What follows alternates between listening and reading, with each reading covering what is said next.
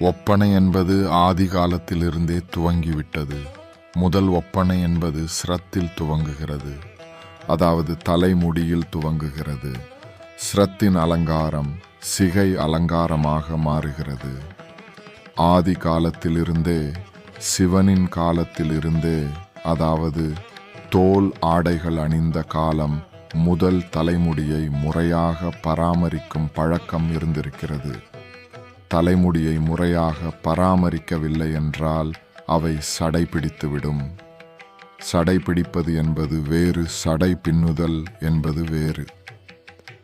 சடை பிடிப்பது என்பது தலைமுடி பராமரிப்பு இன்றி தலைமுடி ஒன்றோடு ஒன்று ஒட்டி முறையற்று இருக்கும். இப்படி இருக்கும் முடியைத்தான் சடாமுடி என்பார்கள். நமது சித்தர்கள் முனிவர்கள் சடாமுடியுடன் இருந்தது குறிப்பிடத்தக்கது.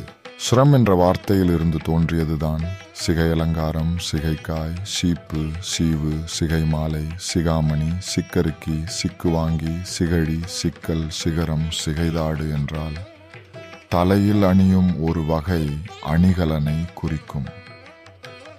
சிகைதாடு குச்சி என்றால் சிகை குஞ்சம் என்று பொருள்படும்.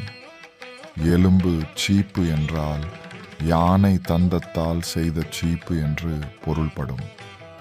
சிகலோகம் என்றால் தலைமை நகரம் என்று பொருள்படும். இது போன்ற சொற்கள் அனைத்தும் ஸ்ரம் என்ற வார்த்தையில் இருந்து தோன்றியதுதான். சிகை அலங்காரம் என்பது தலைமுடியை அழகுபடுத்துவதுதான் சிகை அலங்காரம். தலைமுடியை பராமரிக்க துவங்கிய ஆணை பார்த்து பெண்ணும் அவளது முடியை பராமரிக்க துவங்கினாள். எண்ணெய் தேய்த்து தலைமுடியை சீவி பின்னி அழகான சடையாக மாற்றி கொண்டை போட்டுக்கொண்டான். பின்னர் தலைமுடியை வெட்டி கொள்ள முடியும் என்ற நிலை வரும்போது ஆண்கள் முடியை வெட்டி கொண்டார்கள். பெண்கள் அதை மேலும் அழகுபடுத்த துவங்கினார்கள். பின்னர் மலர்களை சூடிக்கொள்வதும் வாசனை திரவியங்களை பூசிக்கொள்வதும் மேல் தட்டு பெண்களின் நாகரிகமாக மாறியது.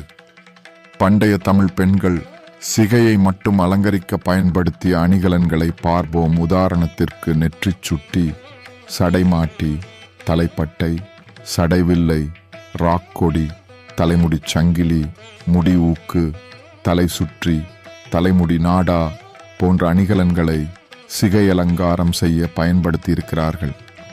அடுத்த பதிவில் மஞ்சளின் தோற்றம் மற்றும் அதனின் பயன்பாடுகளை பற்றி பார்ப்போம்.